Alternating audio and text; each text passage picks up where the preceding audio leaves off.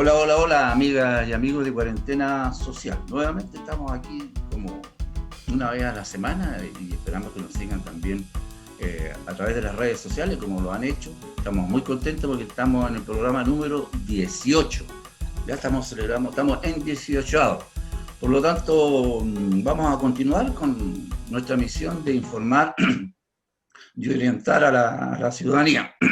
Así que les damos un gran abrazo para todos y todas que nos están siguiendo. Y vamos con Hernán Calderón, nuestro amigo que está ya esperando ahí también. Ha tenido algunos problemas eléctricos, pero ya lo ha solucionado.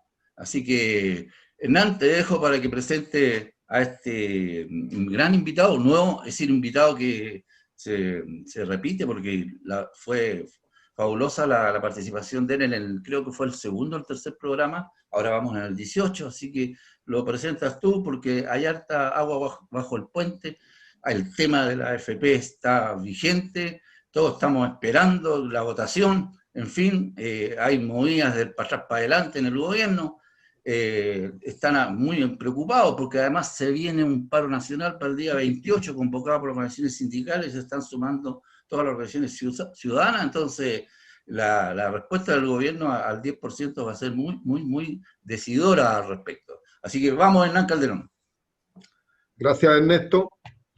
Buenos días a todo nuestro público que nos sigue semana a semana, a todas y todos, para darles la bienvenida al programa número 18. Y para ir directo al grano aquí, porque tenemos un invitado que tiene mucho que contarnos y darle este nuevo retiro del 10% que viene en mano, pero además lo que está presentando el gobierno, este retiro con letras chicas, que dice que es un préstamo, que al final tengo que devolverla, el impuesto a los que retiren, todo esto lo vamos a ver y despejar con nuestro invitado de hoy. Ex superintendente, economista, superintendente de pensiones, por lo tanto nos puede ilustrar muy bien. Es un gran invitado, es uno de los baluartes que levantó y defendió el tema del primer retiro del 10%, y hoy día nos va a explicar cuáles son los alcances que tiene este segundo retiro y saber un poco las cifras que se dicen de que va a quedar otra cantidad de 1.900.000 personas que van a quedar sin fondos, que el impacto en las pensiones, que todo esto que se da como una verdadera campaña del terror, que con esto se está quebrando el sistema de pensiones.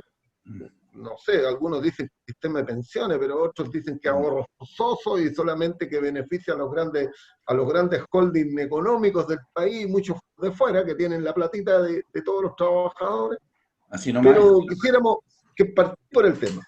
¿Cuáles son los impactos que podría tener y por qué esta crítica que hay contra el retiro de este segundo 10%, Álvaro? Así que buenos días, Álvaro, y un gusto tenerte aquí presente nuevamente para que nos ilustre. Muchas gracias, Hernán, por la presentación. Muchas gracias, Ernesto, por la invitación. Claro, efectivamente, están sucediendo muchas cosas en torno a este famoso retiro, ahora segundo retiro. Y es bien divertido quizás, si uno debe tratar de tomarse las cosas con un poco de humor, porque si no se pone a llorar a veces. Porque después de demonizar el retiro, el gobierno ha presentado su propio proyecto de retiro. Entonces ahora el retiro es bueno.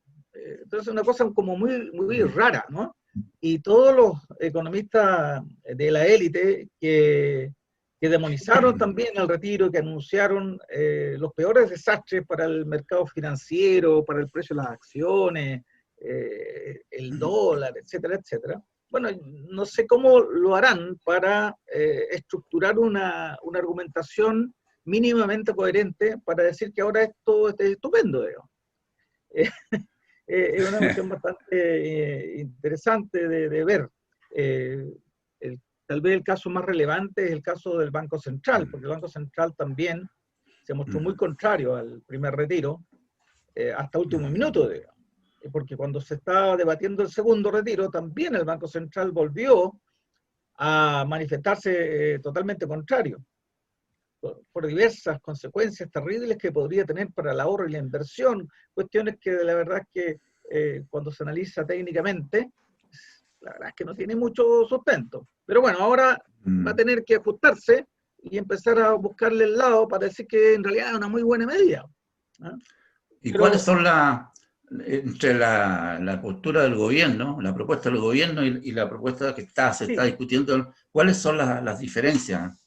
Mira, la propuesta que salió de la Cámara de Diputados y que ya se está debatiendo en el Senado, básicamente la misma que se llevó a efecto, que se materializó en julio. El primer retiro. El primer retiro, exactamente. Es básicamente lo mismo. Y uno primero tiene que preguntarse, bueno, ¿por qué estamos en un segundo retiro si el primero, respecto al primero, se dijo que era una medida excepcional y por una única vez, ¿verdad? Bueno, básicamente porque las circunstancias no han cambiado. Es decir, el primer retiro siempre se entendió como una solución de segunda alternativa, dado que el gobierno no llevó adelante un programa de emergencia de amplia cobertura, de monto suficiente y de postulación sencilla para ayudar a los hogares a enfrentar la tremenda crisis económica que se deriva de la pandemia y de las medidas sanitarias de restricción al desplazamiento que les impide salir de sus hogares a obtener sus ingresos habituales. El gobierno nunca se ha querido hacer realmente cargo de eso, no ha querido gastar, o alguna mínima parte, no ha querido endeudarse. Bueno, entonces la población en un estado de necesidad urgente, tanto sanitario como económico, tiene que recurrir a los recursos que tenga, estén donde estén. Bueno, se esperaba que después del primer retiro el gobierno tuviera una política, se da cuenta que tenía que salir a apoyar a los hogares, pero simplemente no lo ha hecho. Entonces, no, sí, después del primer retiro no ha habido ninguna acción, nada, se quedó ahí paralizado, un gobierno paralizado. Claro, extendieron los pagos del fondo de cesantía, pero viene a ser básicamente lo mismo, porque las plata que están en el fondo de cesantía son de los trabajadores. Entonces tampoco es un apoyo fiscal real. Hicieron algunos ajustes al IFE, y ahí están pero con pequeñas cositas, pero nada realmente sustantivo.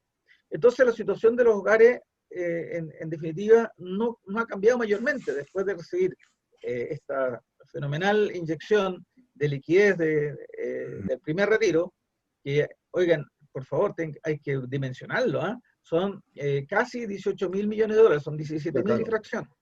Estamos hablando de más del 6% del PIB. Exacto. Es una cosa, pero inmensa. Y claro, ha tenido efectos muy positivos en varias áreas. Los deudores que han podido pagar sus deudas o salir de la morosidad, ¿verdad? Alrededor de 400.000 y tantos, creo que es el número que se publicó. Se pusieron al día. Y quedaron al día. Los chilenos pagan. Claro, y es, como dicen por ahí, un win-win. O sea, todos ganan porque los deudores dejan de estar presionados por su dificultad financiera porque lo logran pagar, y por otro lado los bancos bajan el riesgo de sus carteras. Entonces todos ganan en esto, con cargo a los ahorros de los trabajadores. Eso hay que tenerlo siempre presente. Eso es cierto. Y también ha habido un estímulo a la actividad económica, al comercio en particular. Del comercio principalmente. Claro, y si ustedes recuerdan, hace poco estaban la Asociación de Distribuidores de Automóviles, pero felices porque en octubre vendieron más que en todo el año, ¿verdad? Los cyber, y entonces, los mismos el Cyber Day, el Cyber Monday y todo esto que la Cámara ya lo está haciendo, parece es una promoción mensual que están haciendo porque saben que le están reportando y la gente está comprando porque tenía liquidez. Y yo quiero recalcar, oye, la sabiduría con que se ha comportado la ciudadanía. Sí. La ciudadanía ha pagado sus deudas, la ciudadanía se ha puesto al día con arriendos, colegios y otros gastos que tenía pendientes. La ciudadanía ha podido abastecerse y toda esa campaña de desprecio hacia la ciudadanía que el gobierno planteó, la propia ministra del Trabajo, en un tono irónico, hablando que la gente iba a salir a comprarse plasmas. Bueno, doña María José está muy atrasada en la tecnología, pero bueno. Pero qué bien que se los compre. Pero iba a claro, quebrar el país. pero efectivamente, si las familias por razones sanitarias tienen que estar en sus hogares y no pueden salir de ahí, con distintos grados de restricción, por supuesto, bueno, es natural que necesiten elementos que le hagan más llevadera esa vida de encierro. Y una de ellas es la televisión. Mucha gente ha comprado celulares, es lo mismo, la gente necesita estar comunicada. Entonces son cosas que se requieren y no hemos visto nada que se parezca a fiestas, despilfarro.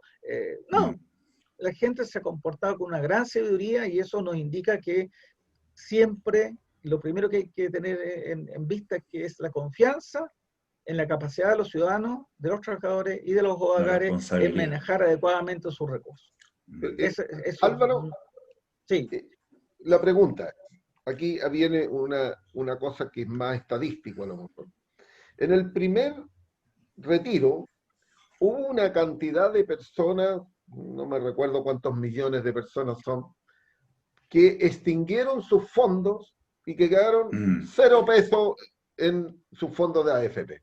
Así es. Ahora se vuelve a tocar el mismo tema porque habría otra cantidad importante que también provocaría ese mismo impacto y habría una cantidad, no sé, algo más de 1 millón y tanto de personas que también extinguirían sus fondos, los poquitos que tienen. Sí. Pero también aquí hay un tema que ha salido, que tú mismo a veces lo has comentado, que estos retiros que hacen las personas, que equivalen al 10%, o simplemente retira, si tiene menos de 1 millón, retiró todo. Retira todo. Pero además, siempre se ha dicho que el retiro del 10%, el impacto en la pensión final que tiene es realmente intrascendente. Porque que te baje 10.000 pesos, que te baje 5.000 o te baje 15.000 pesos la pensión, si va a tener una pensión de 150 que le baje a 135, pero puede retirar tu 10% hoy día, no tiene ningún impacto en el fondo. Claro. Tú tienes toda la razón, Hernán. Tú tienes toda la razón. El impacto en la pensión no es un impacto muy significativo y por una razón muy simple, porque las pensiones son tan bajas que cualquier impacto negativo es casi irrelevante, porque la otra vez comentábamos, y recuerdo los números, que la pensión mediana, es decir, la que consigue hasta el 50% de las personas que se pensionaron, ¿ok? En los años 2017, 2018, 2019, en esos 3 años, la pensión mediana autofinanciada era de 50.000 pesos en esos 3 años. Entonces, cualquier cosa que signifique que esa pensión se reduzca, bueno, en términos absolutos, la verdad es que es bastante poco significativa. Y la gente lo entendió así. Ahora, esos 50.000 pesos, les recuerdo que es la mediana, perdón, de todos los que se retiraron en esos años. Pero si uno ve particularmente el caso de las mujeres, esa pensión mediana es de apenas 25.000 pesos. Entonces, si se le cae esa pensión de 25.000 pesos en un 10% o en un 20%, pongámosle, que sería entonces, bajaría a 20 lucas. Entonces, entre 25 y 20, no es mucha la diferencia. No hay mucha diferencia, mientras que si retira, va a tener un dinero inmediato que va a poder ayudar a solucionar sus necesidades más básicas, elementales y urgentes, por lo demás. Oye, Álvaro, bueno, el gobierno está acorralado, ¿cierto? porque todas estas medidas son desesperadas las que tiene, Sí. se nos viene un paro nacional para el 28, imagínate que el gobierno lograra acusar, perdón, que no siguiera adelante las propuestas de algunos parlamentarios, está la cuestión de acusación al Tribunal Constitucional, en fin, si el gobierno logra su cometido, queda muy mal.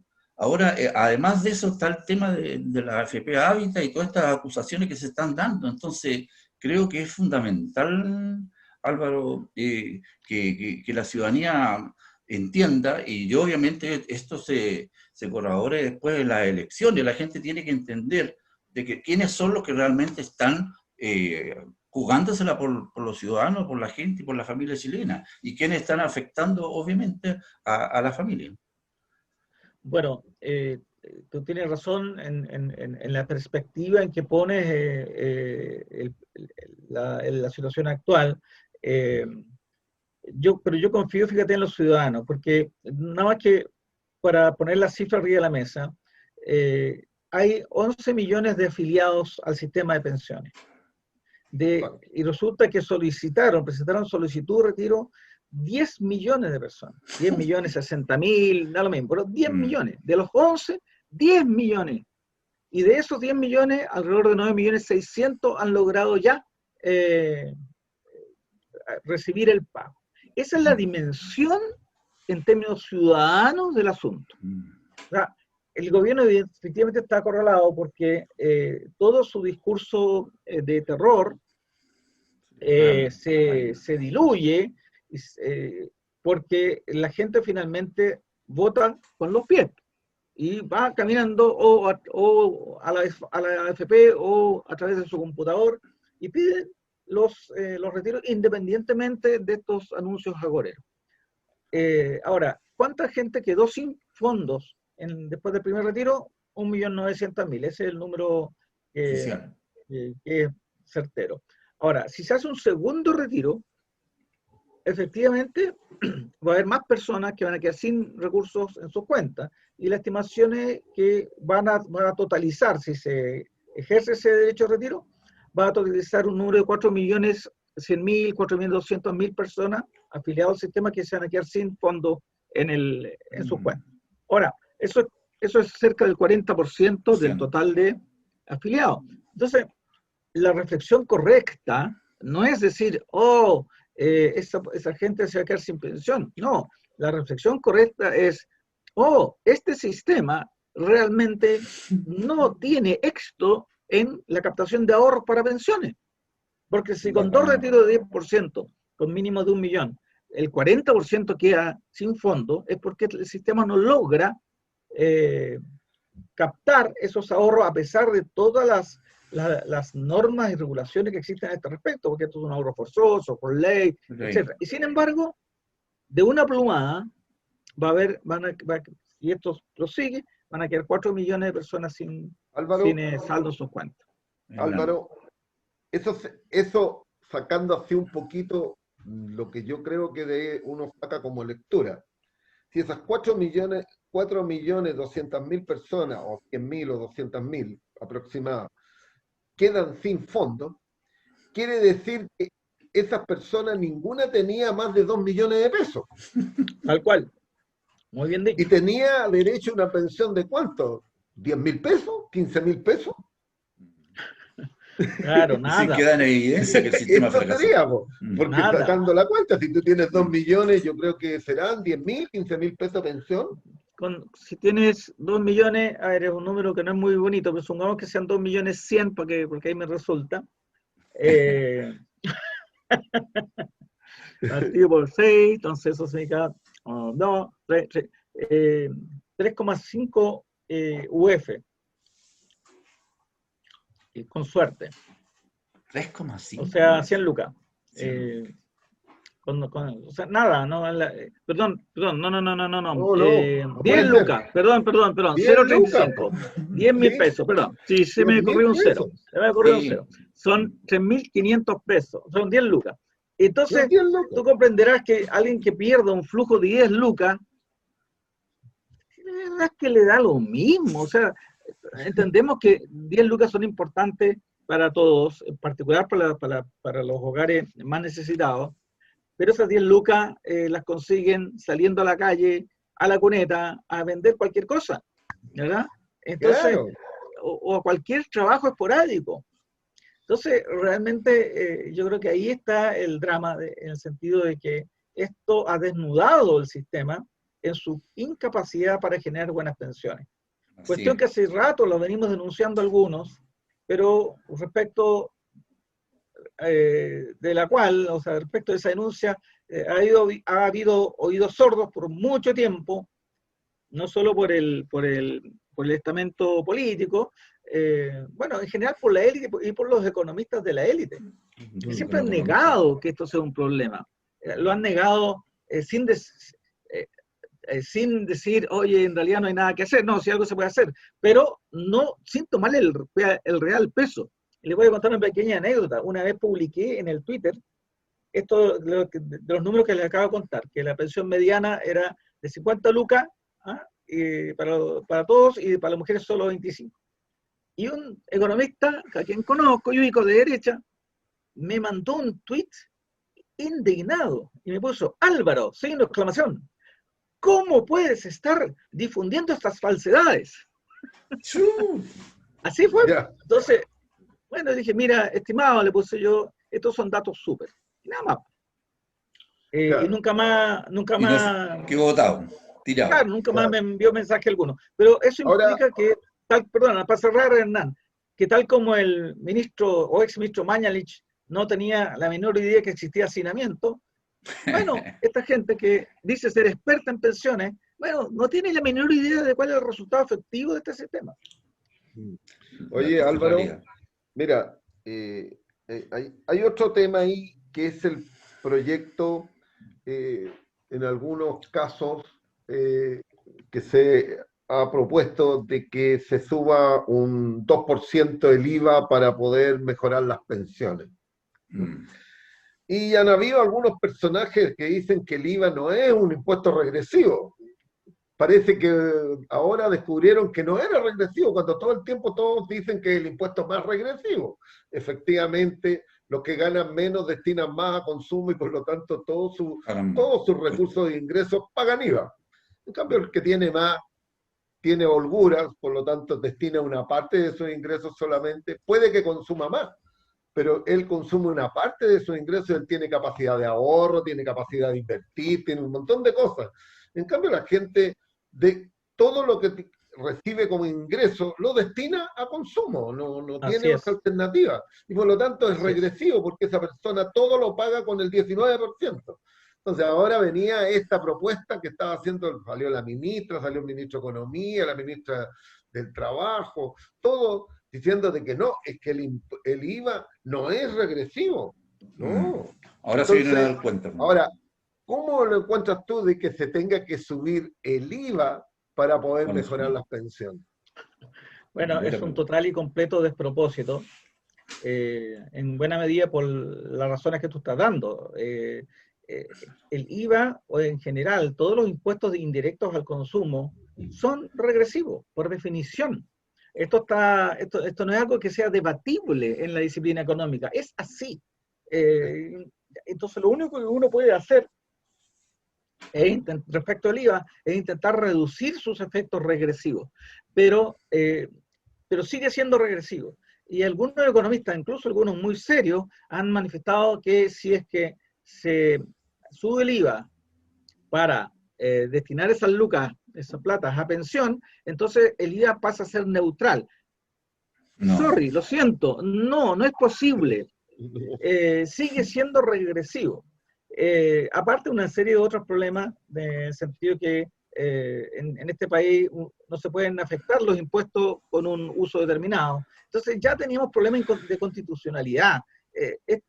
Mira, ese asunto de la propuesta de financiar con IVA las pensiones era un manotazo de abogado, pero realmente son esos manotazos de abogado que tienen mucho de improvisación, porque al final del día lo que ocurre es que si suponte que se aplica eso, bueno, el consumidor o el trabajador en su condición de consumidor va a sacar plata de un bolsillo, va a pagar un bien o un servicio, y en el otro bolsillo le va a llegar un aporte a su pensión en, no sé, pues 10, 20, 30, 40 años más, ¿verdad? Entonces, es un completo despropósito, y yo lo tomaba un poquito con humor, y yo le dije a un economista de estos que apoyaban a esta SUP, que mira, esto es lo más parecido a un sistema de reparto.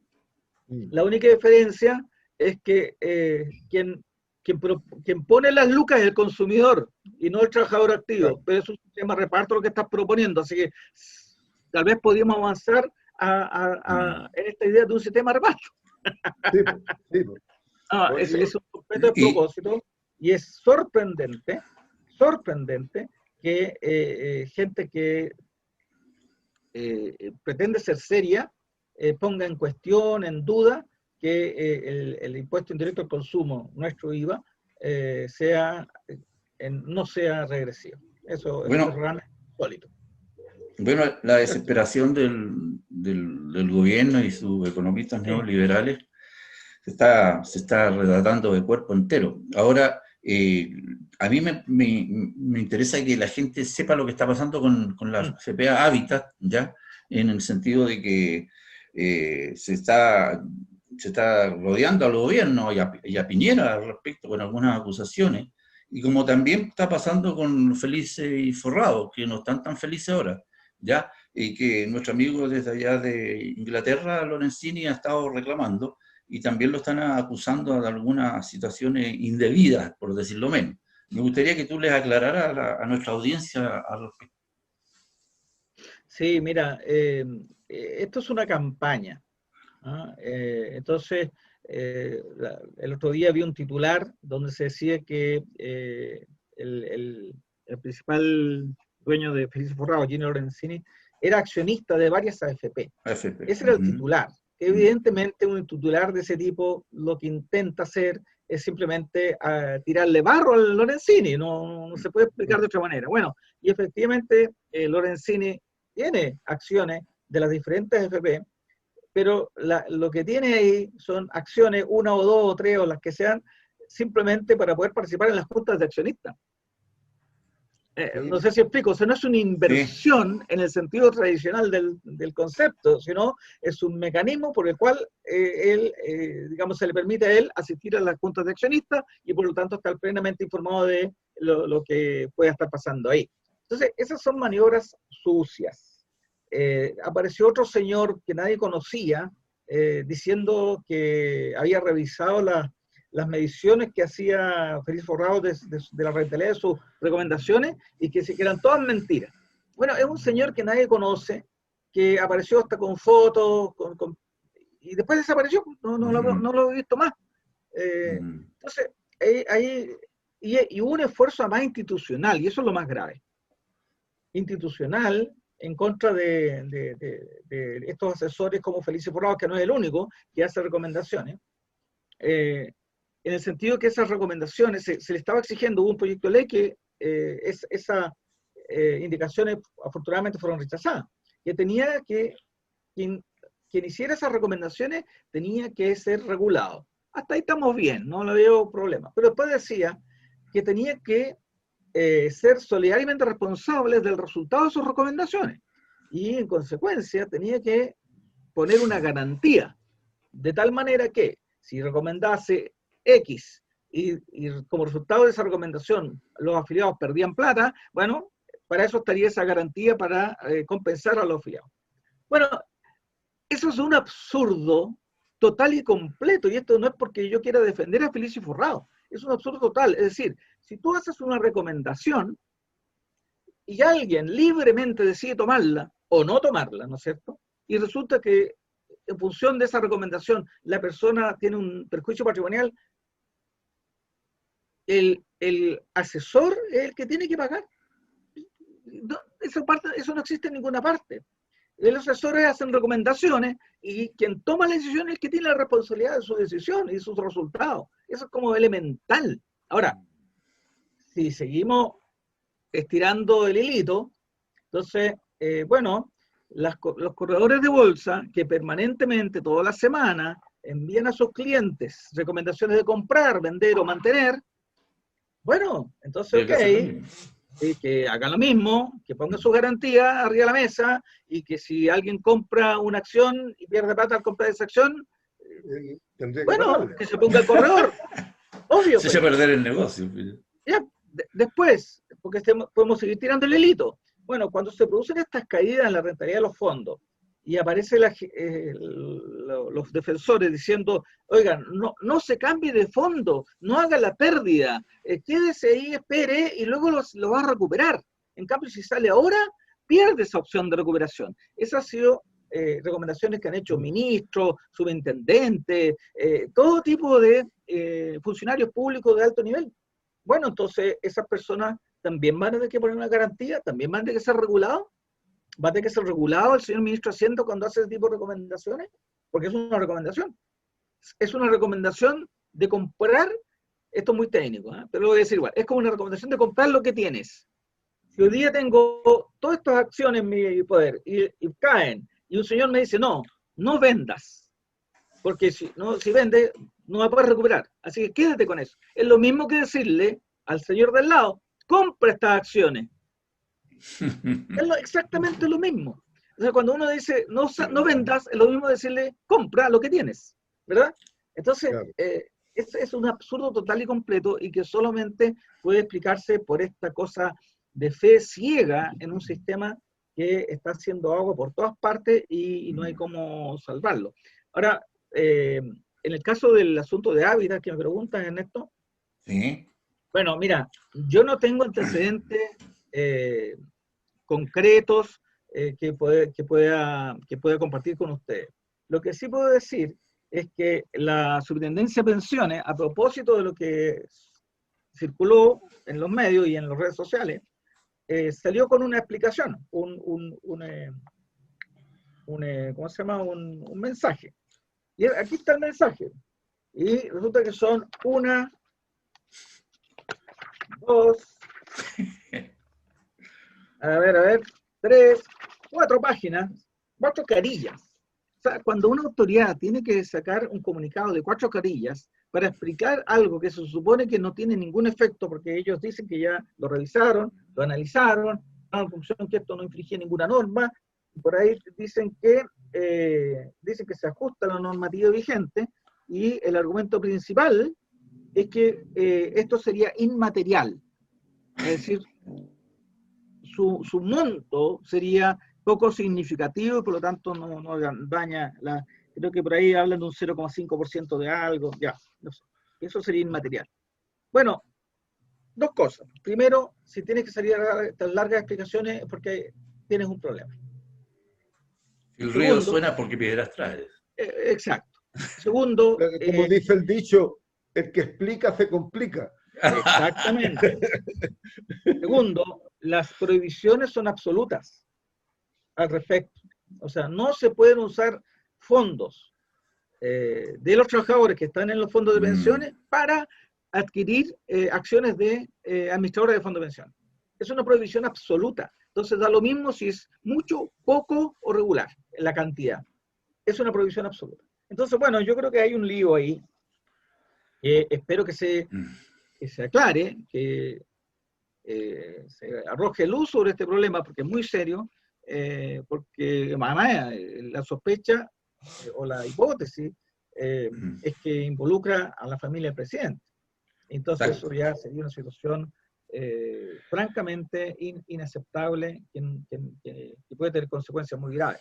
Así que, bueno, eso es lo que pasó o está pasando con este asunto, y ojalá que, como dije recién, ojalá que se aclare. Yo creo que es indispensable que se aclare. Hernán.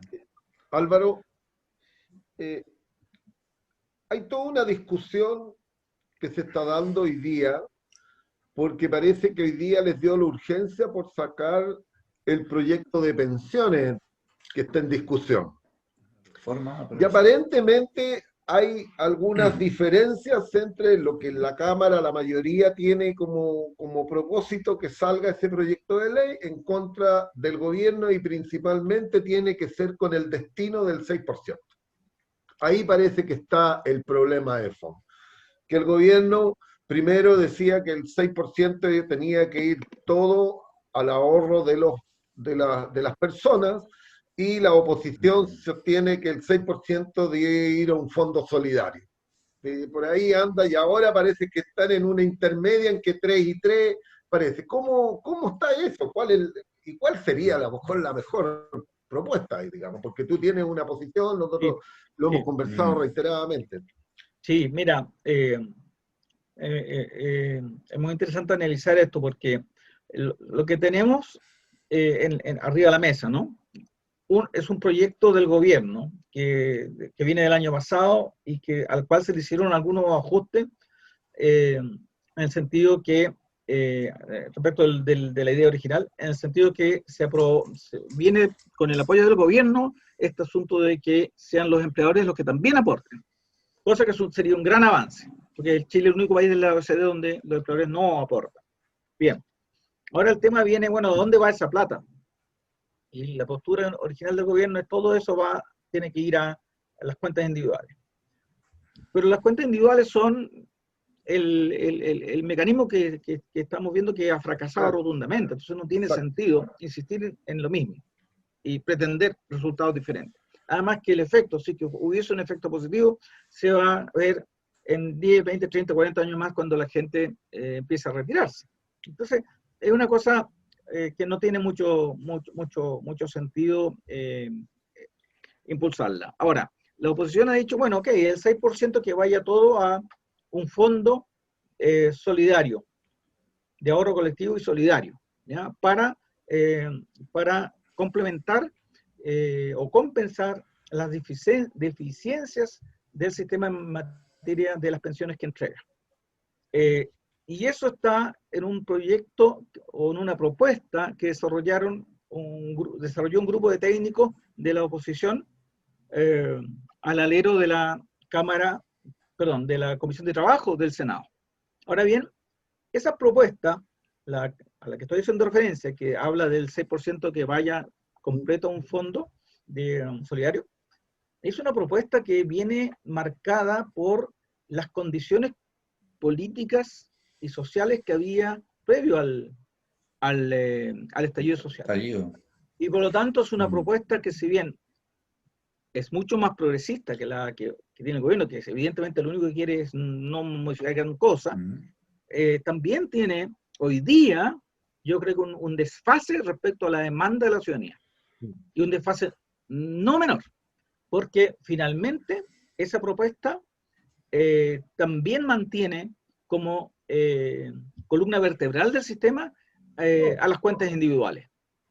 Y ese fondo que se crearía sobre la base de los aportes de los empleadores no tendría una función de entregar pensiones, sino que su función sería entregar subsidios para subsanar las deficiencias del sistema de cuentas individuales.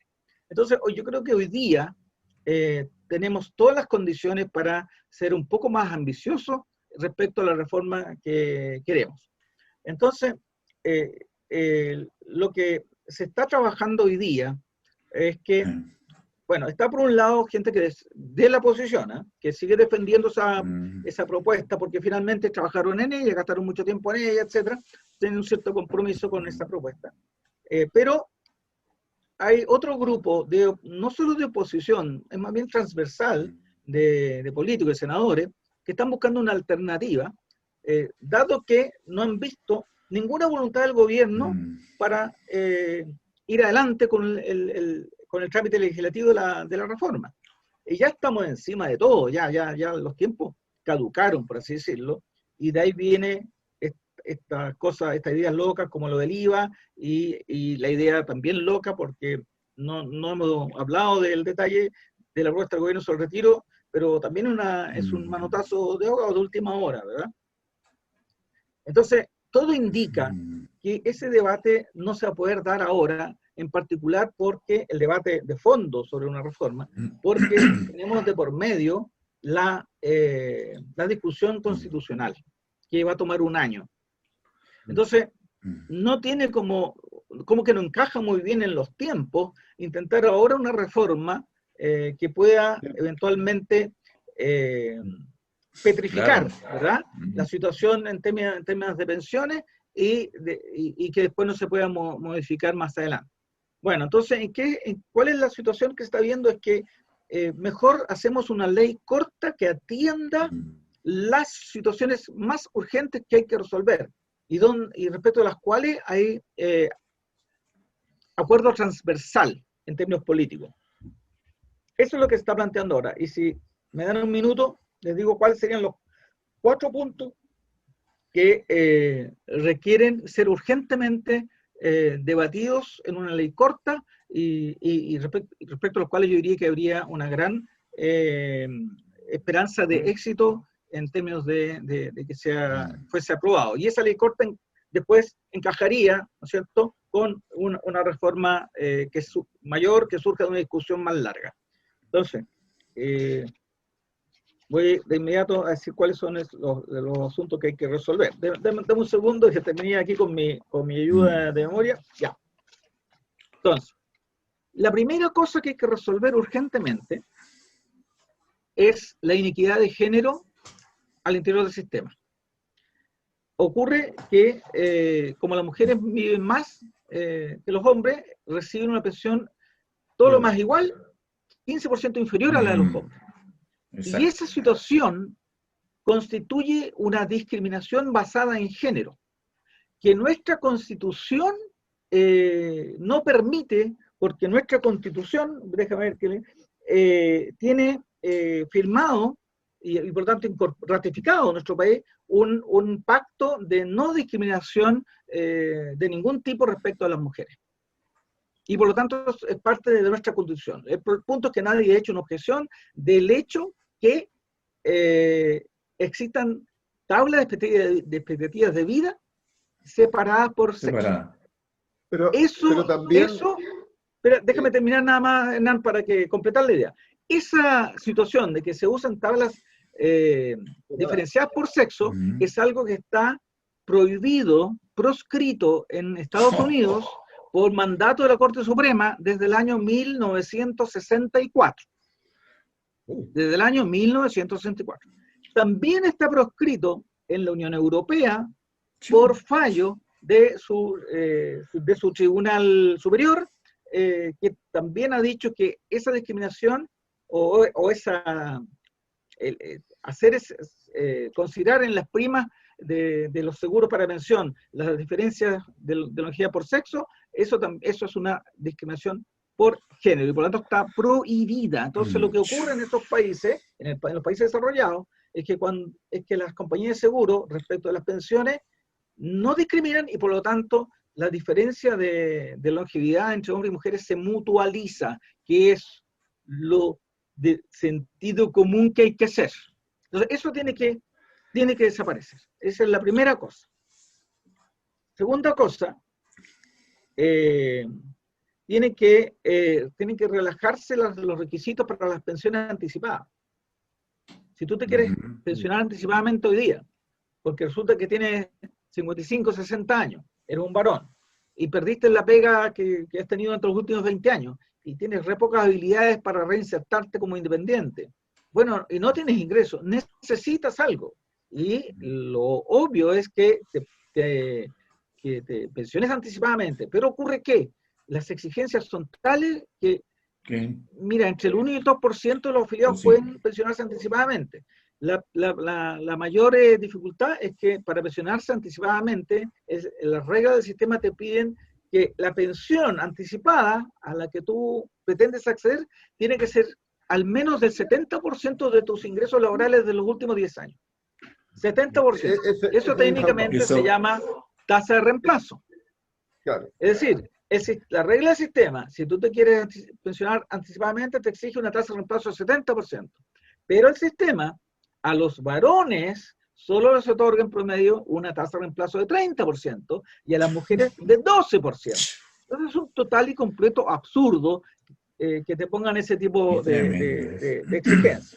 Lo mismo ocurre con el caso del excedente de libre disponibilidad. También te exige de la cuadra de tener un fondo del orden de 75 millones.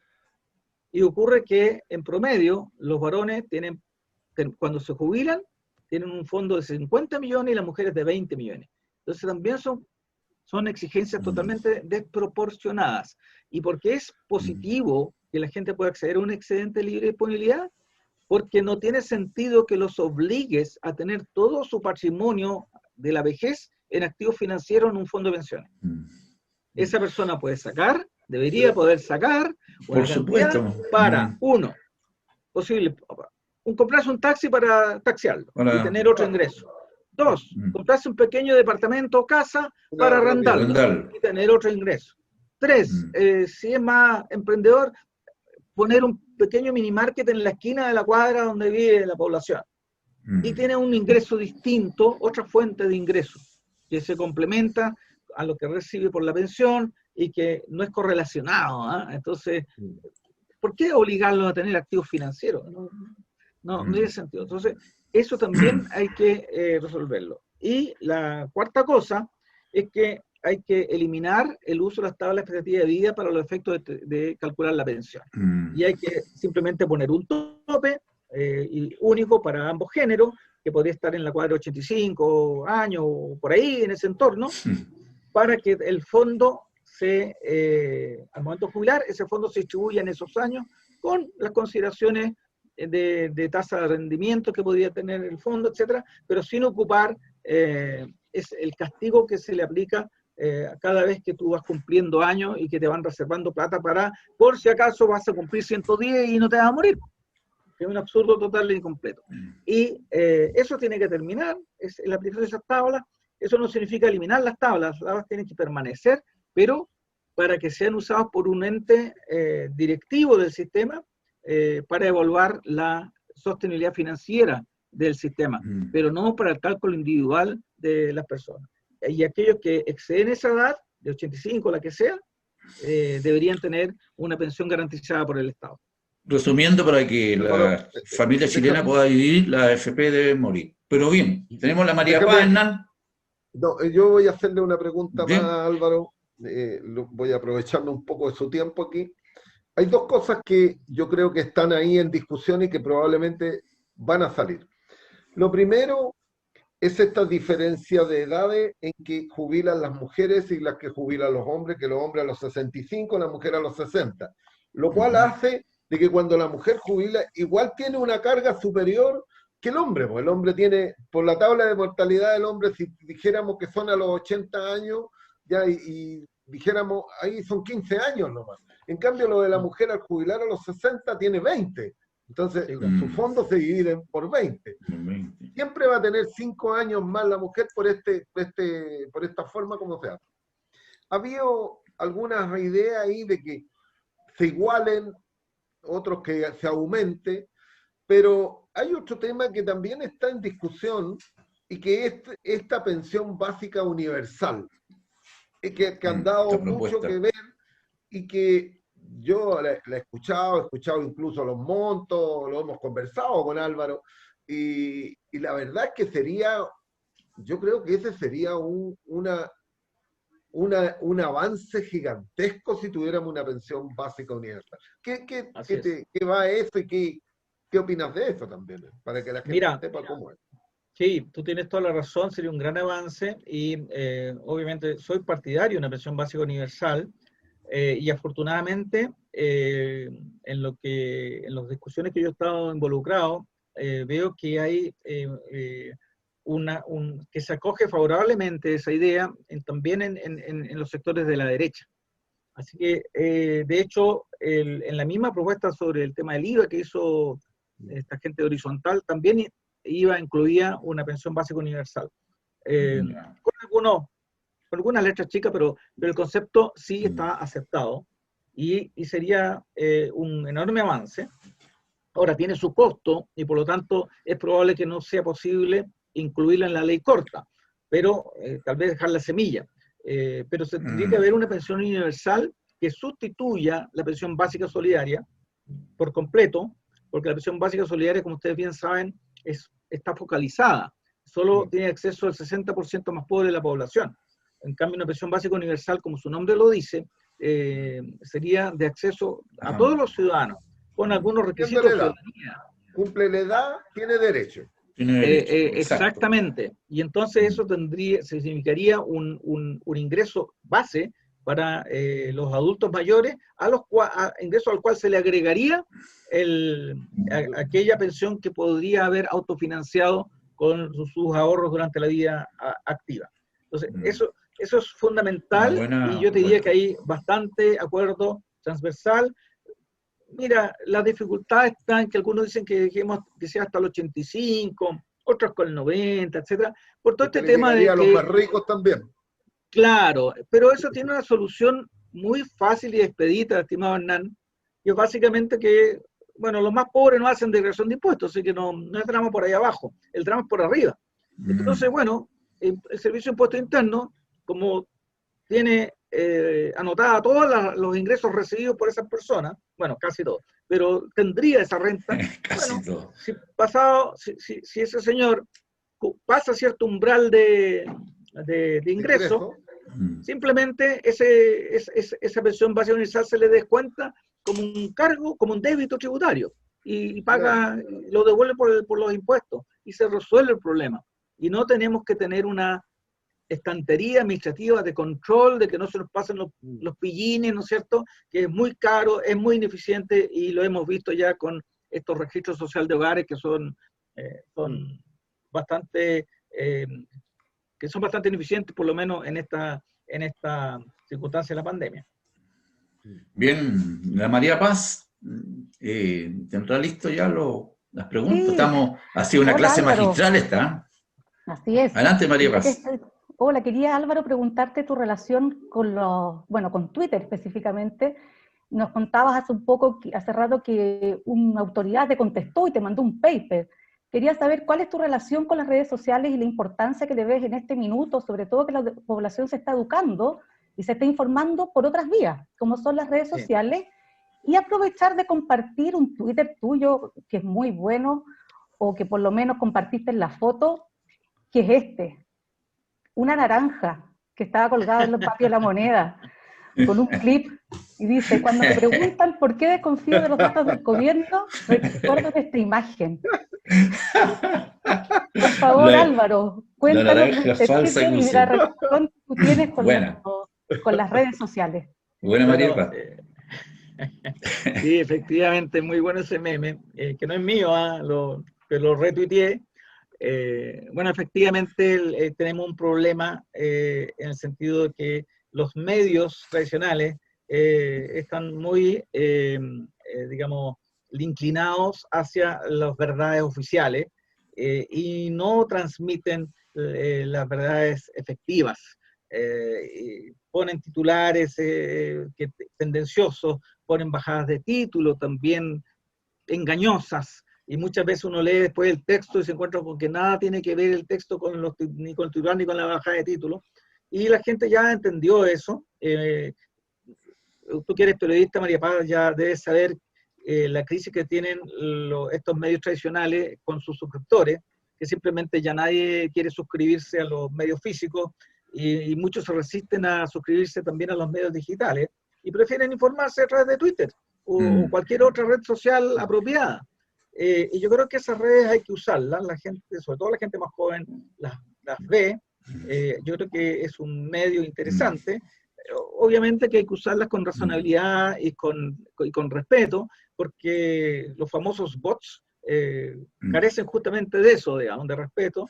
Y uno obviamente tiene que tratar de cuidarse, de no caer en esas mismas actitudes, y en el caso particular mío trato de tomarme siempre con humor las cosas, para no amargarme la vida también. y el humor a veces es un arma mucho más poderosa que la descalificación que suele aplicar la gente que no es tolerante y que no acepta ideas diferentes. ¿Te seguiría entonces con esa naranja? ¿Esa identifica todavía porque fue hace unos meses atrás? Bueno, ¿todavía esa imagen lo identifica usted con el gobierno? Es decir, es que fíjate, María Paz, que yo creo que esa imagen refleja muy bien lo que es el proyecto del gobierno del segundo retiro.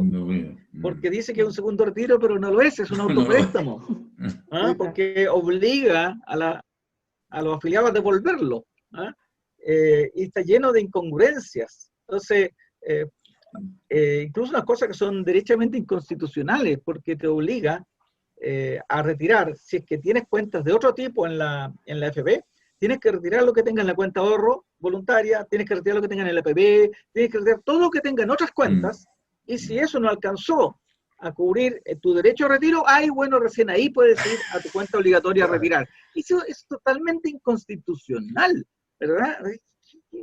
Y es contradictorio con la idea matriz del proyecto, porque en el mensaje no hay solo hay referencia a la cuenta de captación obligatoria, ¿verdad? Bueno, entonces, esta imagen de la naranja falsa, un poco va por aquí. Esta es una cuestión, además que muy, muy enredosa. La persona al solicitar tiene que acompañar una declaración jurada diciendo que no ganan más de 100 UF. Entonces la pregunta es, bueno, ¿y eso cómo se fiscaliza? Bueno, ahí le dicen que lo va a hacer el Servicio de Impuesto Interno, la Superintendencia de Pensiones y la Comisión para el Mercado Financiero. ¿Qué es esto? O sea, es una cuestión muy improvisada que refleja que en realidad ellos no están entendiendo el problema. Una naranja falsa, mentirosa y tendenciosa. Es una naranja más sintética, ¿no es cierto?, colgada de un árbol. Y ese árbol representa la voluntad de la ciudadanía y no está para recibir naranjas falsas. Exacto. Gracias, Álvaro. Oye, muy bien, estamos ya... Bueno. Yo quería agregar una anécdota con lo que dice María Paz de las redes sociales. La verdad que hay muchas personas que cuando uno las conoce son sumamente serias, responsables, todo, pero cuando entran a una red social se desatan, se transforman. Los transformen de las redes. Y realmente son de temer en las redes sociales y sale el otro yo, como que así ahí aparece. Es una cuestión impresionante. Las redes sociales transforman a las personas y unas personas que pueden ser muy amables, serias, responsables, se transforman a veces. No puedes creer lo que están haciendo. Las redes sociales para algunas personas se transforman en un mecanismo incontrolable, se desata. Entonces, claro. Hay que... Aparece la incontinencia. Aparece. Oye, Hernán, antes que terminemos, yo quiero recordar una anécdota que estuvimos los tres presentes, ¿ya? Cuando fuimos a La Moneda a hablar con la presidenta Bachelet, ¿se acuerdan? ¿Ya? Y ahí apareció, estábamos en la mesa todos sentados, todos, y apareció como un moscardón gigante, no sé si se dieron cuenta ustedes. Que empezó a recorrer la mesa, ¿ya? Entonces uno dijo, ya nos están infiltrando la AFP aquí con el moscardón, en medio de las propuestas que llevábamos y que obviamente no fueron escuchadas, lamentablemente. Pero bueno, estamos... Anecdótico eso, el moscardón que andaba dentro de la mesa en la sala. Yo no sé de dónde apareció. Era un infiltrado. Un infiltrado. ¿Ya? Bueno. ¿Vamos entonces? Estamos terminando. Agradecerle a Álvaro nuevamente porque nos dio hoy día nuevamente una clase magistral y Este es educación previsional para todos los chilenos y para todos los dirigentes y para quienes nos escuchan. Así que, Álvaro, eternamente muchas agradecido gracias. Nuevamente de un abrazote y a estar presente con nosotros. Yo creo que fue una clase magistral y que yo creo que este programa tienen que verlo todos los dirigentes sociales, los dirigentes ciudadanos y también los candidatos a la constituyente para que vamos aprendiendo de cómo se están dando las cosas y agradecerle también a Luchito Bravo que está en los mandos técnicos ahí y la María Paz, nuestra periodista, Hernán, y estamos despidiendo este programa. Ya está, Álvaro. Sí, bueno, yo quiero agradecerle a usted esta nueva invitación. Siempre es muy grato tener la oportunidad de contar sobre estos temas que son de interés para toda la ciudadanía y que efectivamente no fluye toda la información necesaria porque los medios se encargan de obstruir aquello. Bueno, están las redes sociales que tienen una vía de escape, pero esto es una muy buena oportunidad y yo quiero enviarles un mensaje de esperanza. Yo he visto gente en el ámbito parlamentario, gente de todos los signos, que ya entendieron que se requiere una reforma profunda. Y es una reforma que tiene que tener sentido ciudadano, tiene que hacerse cargo de las necesidades de los trabajadores en su vida pasiva y no poner el énfasis en las inversiones financieras, en los mercados financieros y de capitales. No, el foco debe estar puesto en los beneficios que ese sistema pueda entregarle a los trabajadores cuando llegan a la edad de retiro. Así que tengo mucha esperanza que esto salga bien. No va a ser fácil, pero yo creo que el resultado final va a ser positivo. Muchas gracias nuevamente por la invitación, Ernesto, Hernán, María Paz, por supuesto, muchas gracias, me alegro verte de nuevamente, y bueno, éxito en todo lo que emprendan. Muchas gracias, un abrazote. Únanse a nuestras redes sociales. Bueno. Adiós, chao. Chao, chao. Adiós, adiós.